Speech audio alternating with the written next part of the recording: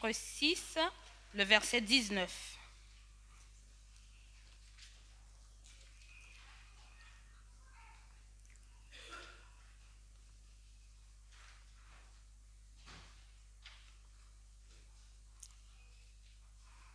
Ne le savez-vous pas?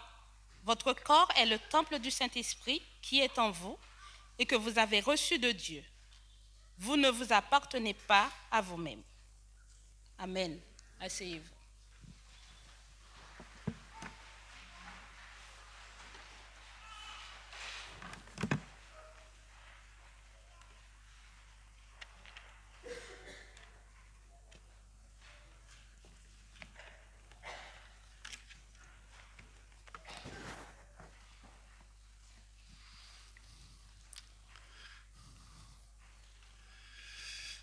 Je voudrais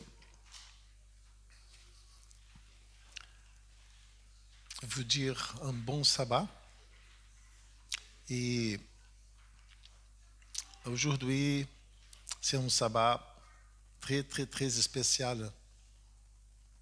Et je crois que par la première fois, mes 13 enfants, mes 13 garçons sont là avec nous.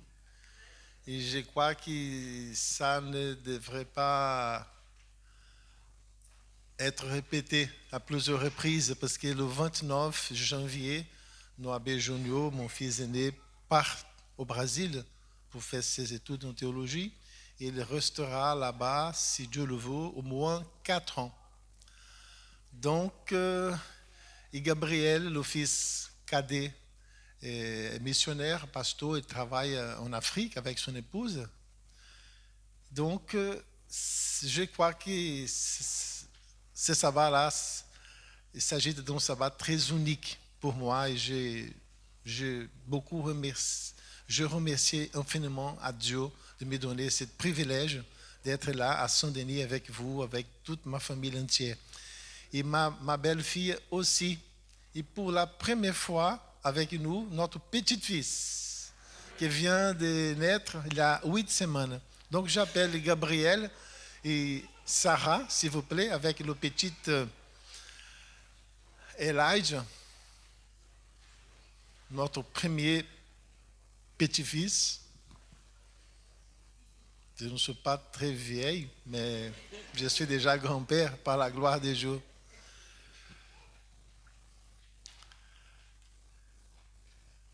Comme c'est le premier sabbat que nous sommes ensemble après la naissance d'Elijah, et Gabriel, avant de partir en Afrique demain matin, il m'a demandé de faire une présentation d'Elijah à l'église, à Dieu, et aussi une prière de...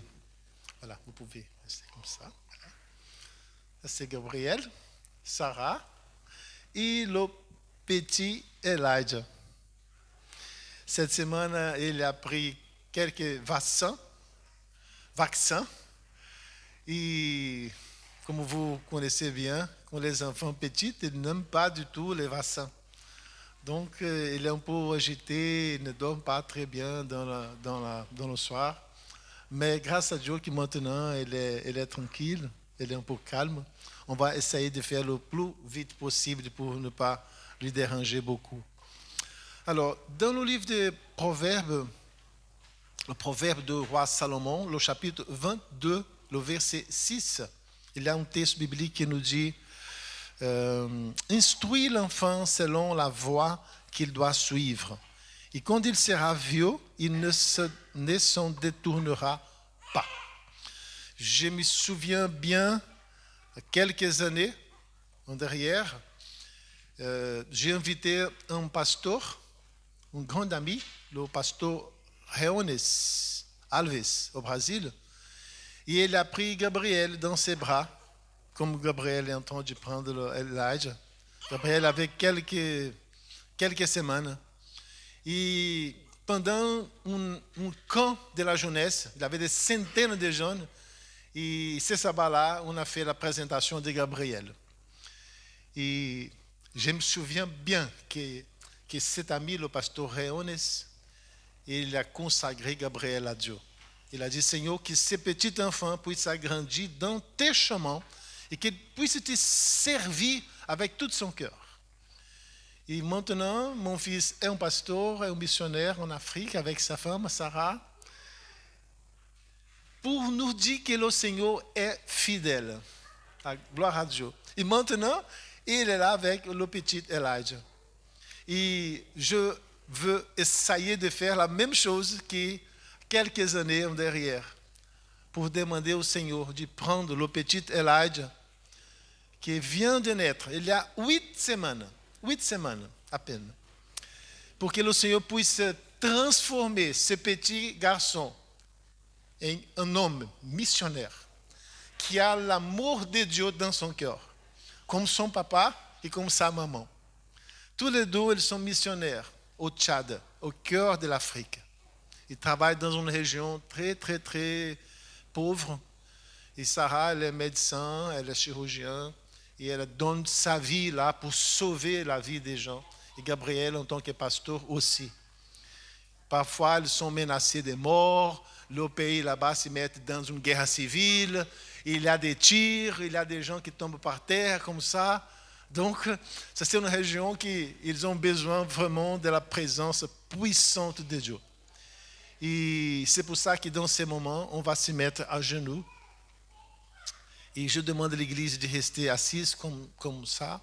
Et juste d'incliner votre tête pour que vous pouvez participer de cette prière avec nous. On va consacrer ces petits enfants au Seigneur. Et on va demander au Seigneur la bénédiction à ses parents, à Sarah et à Gabriel, pour qu'ils puissent lui donner une bonne éducation, pour qu'ils puissent enlever ce petit enfant devant la face de l'Éternel. Mais comme il sera enlevé dans le champ missionnaire, on va demander l'armée de Dieu pour qu'il puisse entourer cette petite famille avec ses bras puissants, pour ne pas permettre qu'aucune maladie, aucune guerre civile, rien du tout puisse toucher les enfants qui appartiennent au Seigneur. Et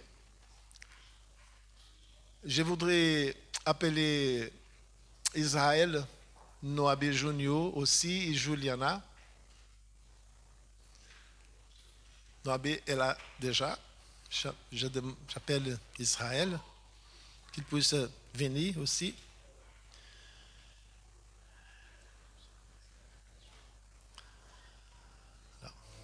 Venez Juliana, la grand-mère.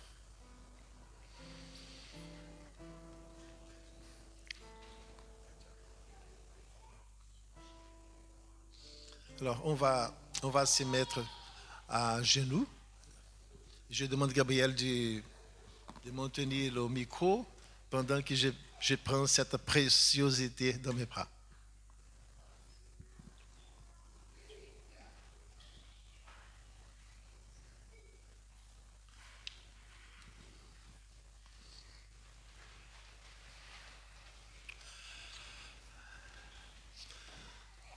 Seigneur, notre Dieu, notre Père céleste, Dieu puissant, Dieu des armées,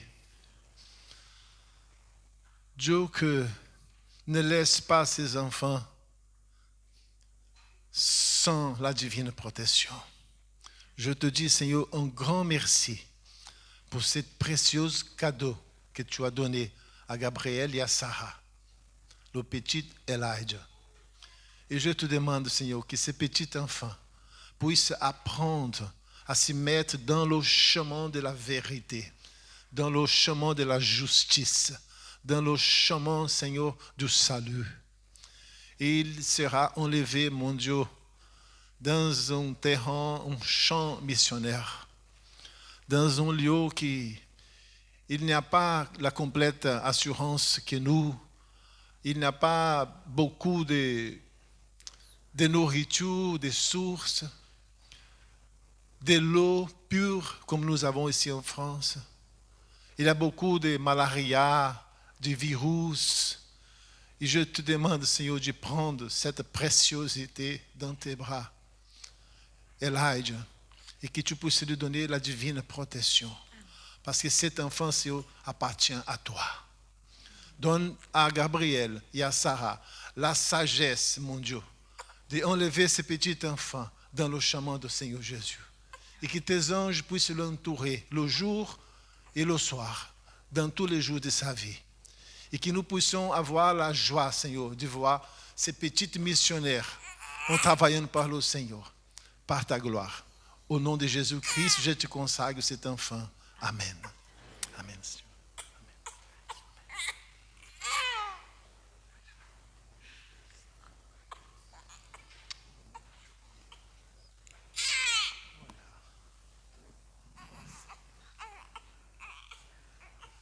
Restez là, Sarah. C'est juste une seconde. Voilà. Juliana a préparé un chant pour remercier à Dieu pour ces cadeaux précieux. Et on a fait une traduction en français aussi, parce qu'elle va chanter en portugais, mais là-bas, c'est la traduction en français, que vous pouvez accompagner. Bonjour, je vais essayer.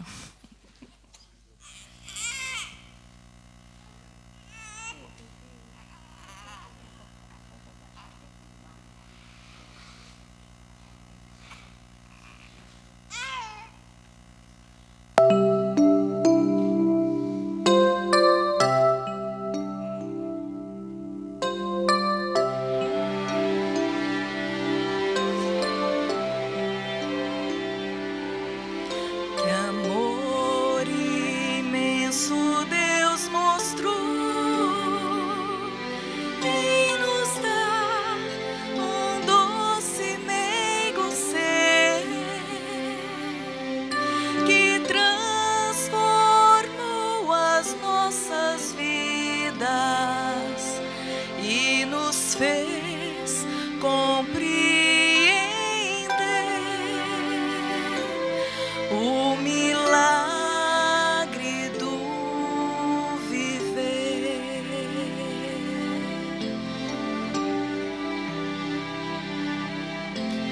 Muito obrigado ao Papai do céu pelas bênçãos que nos deu, o lar e a família, nossa eterna gratidão para sempre será.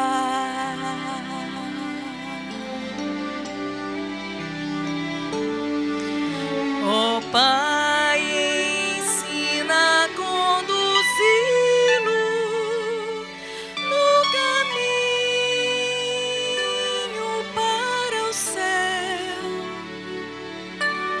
que cresça em sabedoria e vivamos com Jesus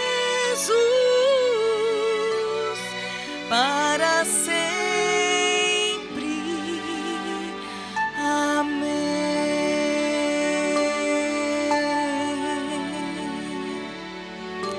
Que Dieu vous bénisse, Sarah, Gabriel e Elijah. Maintenant, j'invite la secrétaire de notre église, Rebecca, qu'elle puisse passer à la main de Sarah le certificat de présentation et consacration de ce bébé. Je crois que ce sera le premier diplôme qu'il a eu dans sa vie. Donc, Elijah, à partir de maintenant, devant l'église de Dieu, tu appartiens à Jésus-Christ. Tu es un petit missionnaire dans le champ de bataille. Amen. Que Dieu te maintienne. Félicitations, Gabriel. Sarah.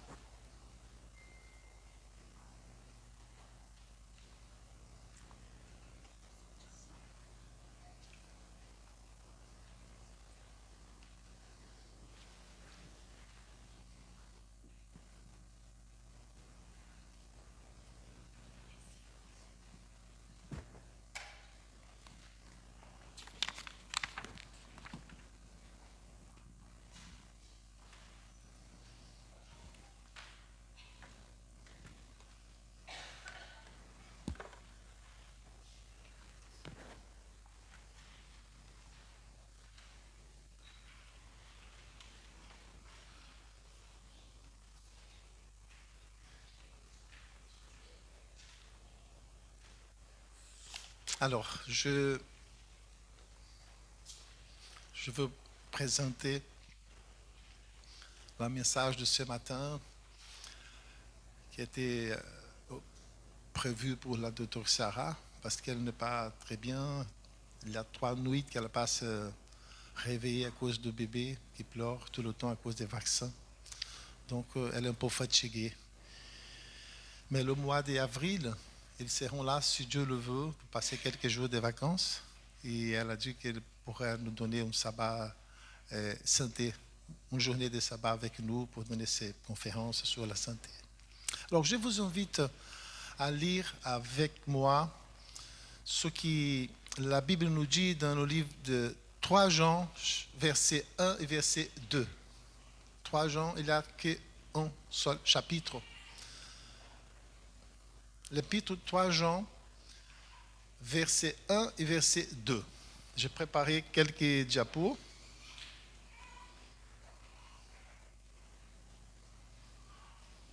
C'est en bas, Daniel? En bas? En bas, d'accord. Voilà. Donc, bien-aimé, je souhaite que tu prospères à tous égards et que tu sois en bonne santé comme prospère l'état de ton âme. Amen. J'ai reçu beaucoup de vœux et je crois que vous aussi. Depuis le fin de décembre, cette première semaine de janvier aussi, et je crois qu'on va continuer à recevoir de vous, des amis, des collègues, de travail, d'église, de famille, des emails, par carte, par message. Il y a beaucoup de personnes qui disent « Je te désire pleine santé, je te désire que tout va bien dans cette nouvelle année ». Je crois que c'est très bien de recevoir cet ordre de message. Mais il faut savoir que la santé n'est pas quelque chose qu'on peut désirer à quelqu'un. La santé, c'est quelque chose que nous devons travailler. C'est comme obtenir le bac. Obtenir le bac, ce n'est pas une question de sort ou de hasard. C'est une question de se préparer pour passer bien au bac ou n'importe dans quel examen. Donc, la Bible nous dit que Dieu désire que nous, ses enfants, que nous aurons pleine santé, beaucoup de santé. Mais c'est à nous de choisir le chemin de la santé, n'est-ce pas? Alors, qu'est-ce que c'est la santé? On va voir quelle est la détermination de l'Organisation mondiale de la santé. Comment les physiciens, les médecins, les gens qui sont dans cette affaire-là de santé humaine, comment ils définissent la santé? La santé est un état parfait de bien-être physique, social et mental. Ce n'est pas nécessairement l'absence de maladie. Il y a des gens qui pensent que la santé, c'est l'absence de maladie. Non. La santé, c'est plus que l'absence de maladie. C'est l'équilibre, l'harmonie entre ces trois domaines de notre vie. Physique, social et mental. Et la Bible nous dit que le Seigneur est le Dieu de la santé et que le Seigneur veut que nous aurons la santé. Regardez bien ce qu'on a lu dans le livre de Genèse, tout au début de l'histoire humaine, livre de Genèse, chapitre 1, verset 29. Regardez bien ce que le Seigneur nous a mis là. « Voici que je te donne toute herbe porteuse de semences et qui est à la surface de toute la terre. Et tout arbre fruitier porteur de semences. Du point, ça sera votre nourriture. » C'est ça que le Seigneur a écrit.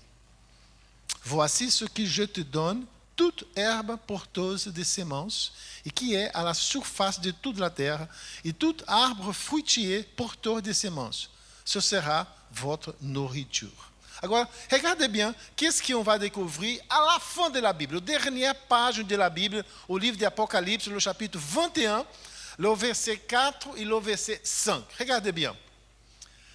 Il essuiera toute larme de leurs yeux. La mort ne sera plus. Il n'y aura plus ni deuil, ni cri, ni douleur, car ce qui existait avant a disparu. Celui qui était assis sur le trône dit, voici que je fais toutes choses nouvelles. Il ajouta, écris cela, car ces paroles sont dignes de confiance et vraies.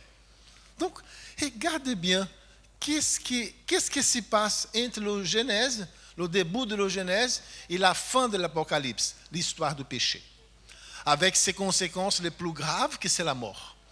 Et à la fin du livre d'Apocalypse, le Seigneur va nous assurer, parce qu'il a dit, tu peux écrire ça, parce que je t'assure que ce sera exactement comme ça. Il n'y a aucun doute. Je veux recréer toutes les choses et je veux remettre à nouveau toute la vie humaine comme tout au début.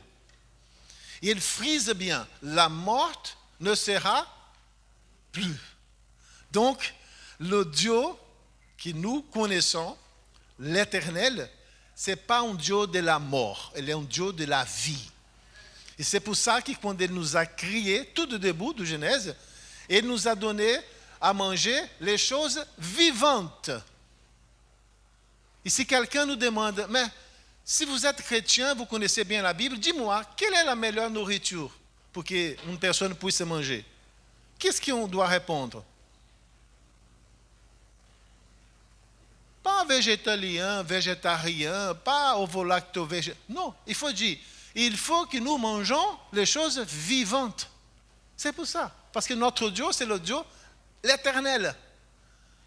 Et la mort ne sera plus au ciel. Donc, il faut que nous mangeons les choses qui sont vivantes. Et chers amis, j'ai quelque chose à vous dire étonnante. Étonnante. Regardez bien. Quand une personne va prendre un choix, va choisir de se nourrir de façon saine, ça veut dire de façon la plus naturelle possible, ça veut dire va se nourrir de choses qui sont vivantes, elle résulte le plus souvent du souhait d'instaurer de nouvelles habitudes alimentaires respectueuses de la santé, de l'environnement et surtout la tendresse par rapport aux animaux. C'est aussi l'occasion de découvrir de nouvelles saveurs et de nouveaux aliments. Il y a un renouveau complet dans l'organisme humain quand la personne prend la décision de se nourrir des choses qui sont plus naturelles possibles. Pour certains, parmi nous, ce passage, ce changement de mode de vie, de se nourrir de façon saine, s'effectue naturellement, du jour au lendemain. Mais il y a parmi nous quelques personnes qui ont un peu de difficulté du fait de cette passation. Pourquoi? Parce que notre corps a la mémoire. Et la mémoire, ce n'est pas seulement les choses qui existent ici, les histoires, les sentiments, non. Il a la mémoire des saveurs aussi.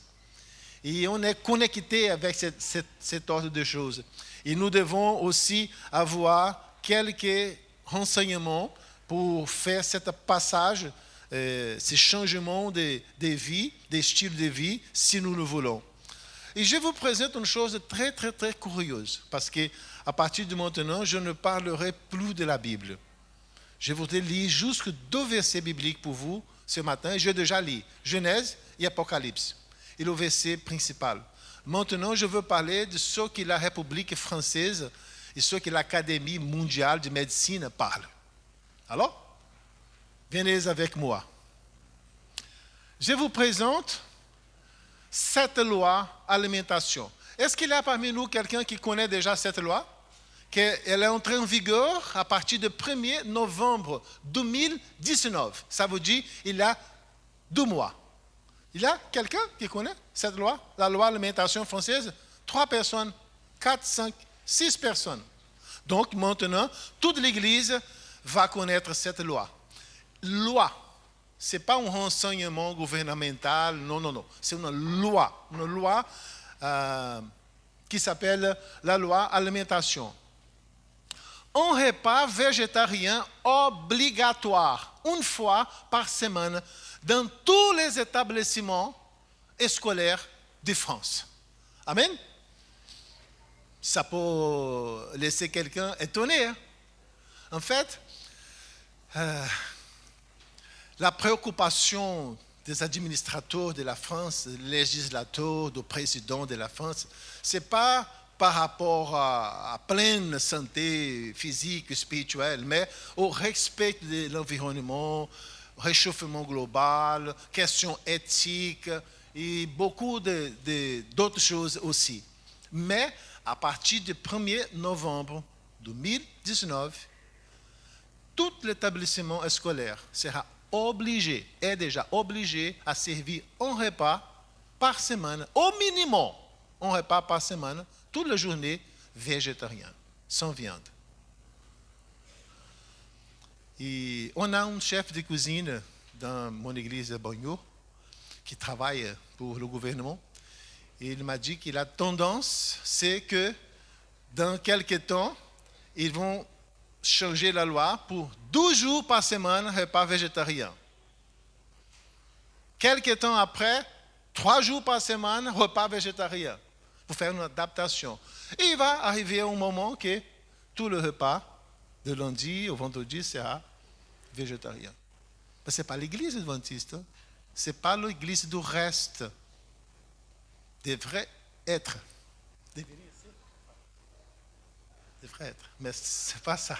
C'est la France, c'est la République française, mes amis. Alors, donc, pour vous aider à passer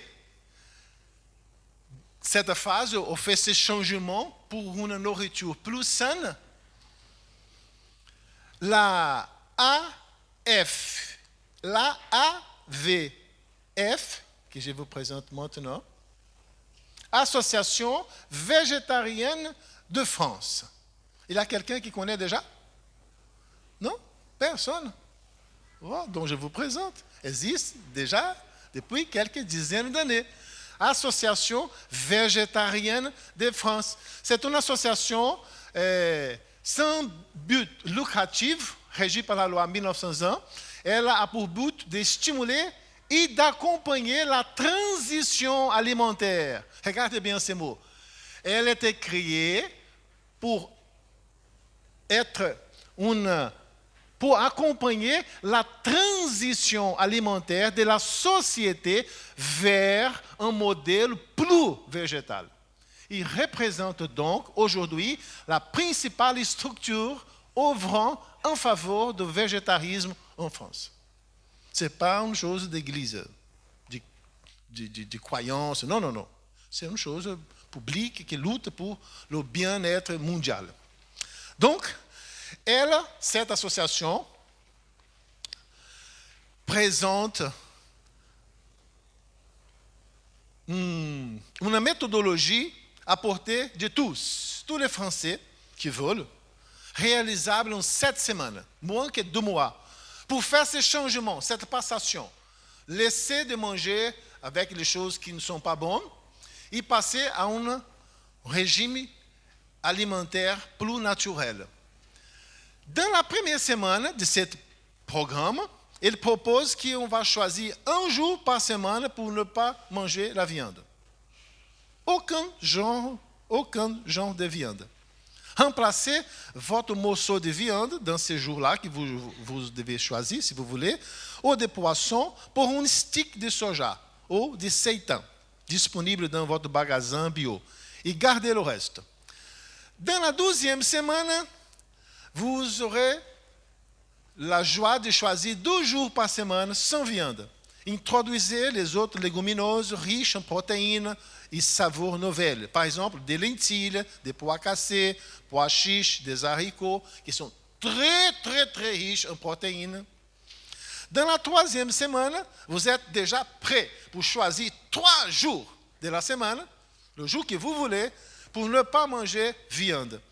Donc, à ce moment-là, vous devez introduire du riz aux épices, de préférence du riz complet, qui c'est 50 fois plus riche que du riz blanc. 50 fois plus riche. Du riz complet, du couscous, du quinoa, aux légumes, des céréales aussi sont riches en protéines. Faites-vous plaisir. Donc, vous êtes dans la 4e semaine. Et vous devez donc passer à 4 jours par semaine sans viande. Votre organisme est déjà prêt. Une grosse envie de légumes. Et ça y est, le gratin de légumes avec du lait du soja et de la farine du riz.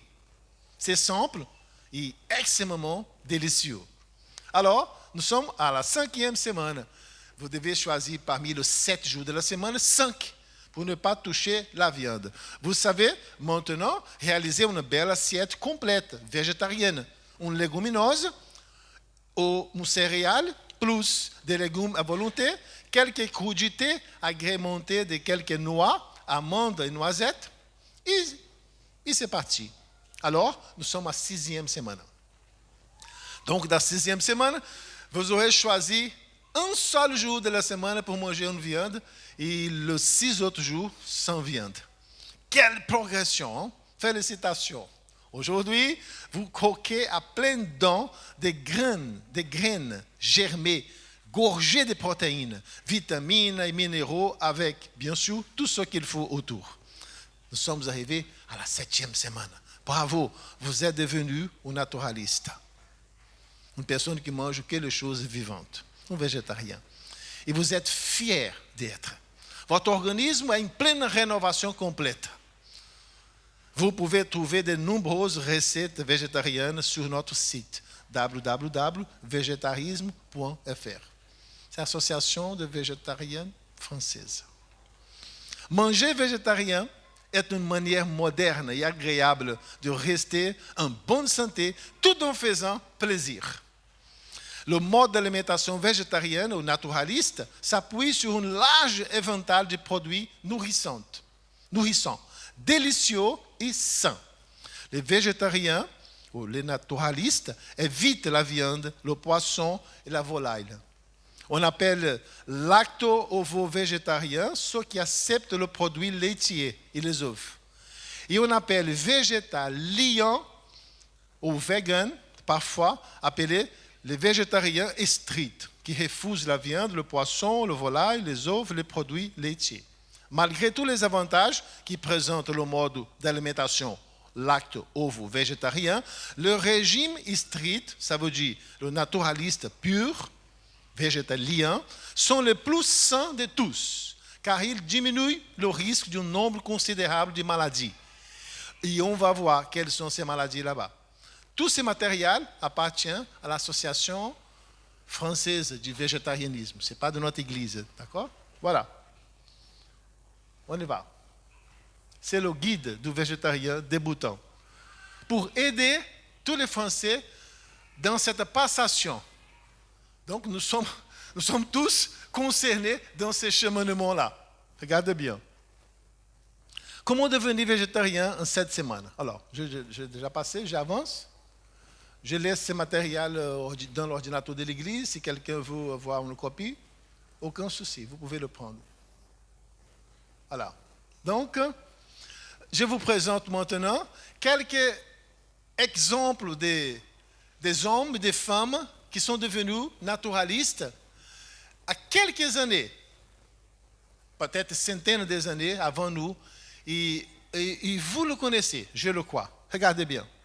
Séduite par la formidable avantage du végétarisme pour la santé, l'environnement et les animaux, les nombreuses personnalités à travers le monde ont fait le choix d'opter pour une alimentation végétarienne. En voici quelques-unes.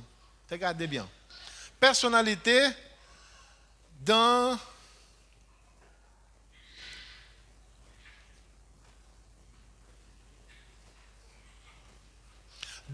le monde scientifique. Albert Einstein, physicien, un gagnant du prix Nobel de physique, Lévi-Claude Strauss, Isaac Newton, physicien, Pythagore, le philosophe par excellence, et beaucoup d'autres. Je passe pour la personnalité du monde politique. Azur Bega, ministre français, Gandhi, dirigeant politique